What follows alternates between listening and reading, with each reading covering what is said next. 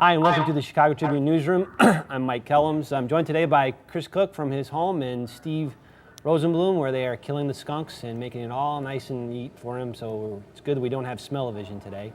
And we have better shirts, so neener.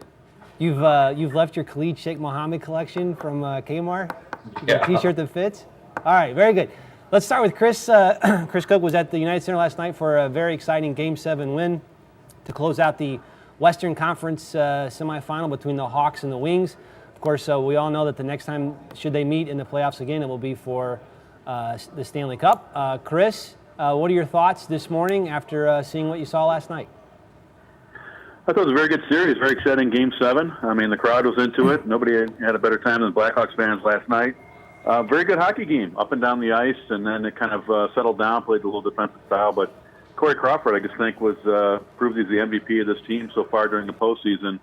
Comes up big when he needs to be, and then just gets some timely scoring, and you're okay. But now you get the big bad Kings waiting. I thought the point about Crawford is so good when you look at that oops goal, and he always seems to give you one of those. He gave up one goal on the next whatever number of shots there were right into overtime and up until Brent Seabrook scored. One goal the rest of the series after that knuckleball that got past him in Game 6. And if you had questions, he's now won 2 series. That was the question coming in. This series, this is bad news for the Hawks forwards. I don't worry about Crawford against the Kings forwards and the Kings skaters.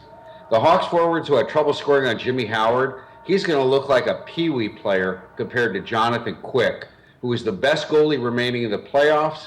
He's the only one with a Stanley Cup ring who's among the starting goalies. That's trouble for a team whose offense just wasn't going, and it was a struggle to look like the Blackhawks for a lot of the Red Wings series. Yeah, I think you're right about that, Steve. You know, it's interesting. I think it's become common knowledge that the Final Four are your last Final Four Cup winners. So all of these teams, to some degree, have been here before and know what they're dealing with. But Quick is the only one who's finished it off, who has the ring from just last season. The other three, the thing about that is, while those are the 4 franchises, right, there's only one goalie. The other 3 starting goalies had nothing to do with winning Stanley Cups for Absolutely those right. franchises. That's right, and if the Sharks had advanced, we would have faced Niemi Says No in this round, but it's what we would have seen between the Hawks and the Wings. Chris, you know, this series closed out exactly sort of the way you'd maybe hope it to. 16 goals for the Hawks, 15 for the Wings.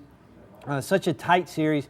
As you look ahead to Los Angeles, what are your early thoughts about what they have waiting for them? Well, certainly, you know, Steve touched on it. Jonathan Quick is the best goaltender left in the postseason. No slight to Corey Crawford, but he's got the experience there. You know, we've talked about this before, but, you know, it's great when Andrew Shaw scores and Victor Stahlberg's creating chances and Brian Bickle and Michael Handzus, but enough of that. You need to get your stars in there. You need to get Patrick Kane to score. You need to get Marian Hossa going. You got to get Patrick Sharp going. I know he had a goal last night, but these are the types of guys who are going to win you hockey games. So your stars need to be your best players. Blackhawks believe they have another level to reach, and I think they do as well. It'll be very interesting to see what they can do against this Kings defense, very big along the blue line. That tends to give the Blackhawks troubles. If I wanted to be Stevie Sunshine, I would point this out, and I will. That brilliant 3-way passing play, tic-tac-toe, right. That was Edmonton Oilers good. Right. Patrick Sharp finished it off. Patrick Sharp hadn't scored a goal since Game 1. He needs to finish. That is the way to beat Jonathan Quick. He's an aggressive goalie. He's not going to be at the top of the crease. He's going to be in the middle of the slot. He's going to come out. He's going to cut down your room. You have to have the patience to hold on to the puck. The problem is the Kings can skate. They can almost skate as well as the Hawks, but they hit a lot harder. When the Kings hit you, you stay hit. And that's the problem, finding time and room to be able to hold on to the puck. And that's where the Hawks passing game needs to be at the top of its better than it has been throughout the playoffs. If that passing game is there, if that puck possession game led by the passing is there, the Hawks win this series. They can beat Jonathan Quick. They just need to move the puck tape to tape the way we saw when they won the Cup.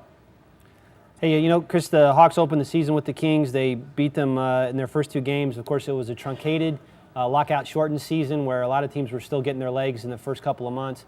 By the time the Hawks came back around to the Wings again in March, the Kings won that game.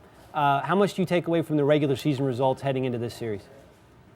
Not a whole lot. You know, that first game that we talked about it, opening up the season, and it was in the afternoon, and the Kings raised their banner, and the Blackhawks went out and rolled them. I think it was very emotional for the Kings, and, it was coming off the lockout.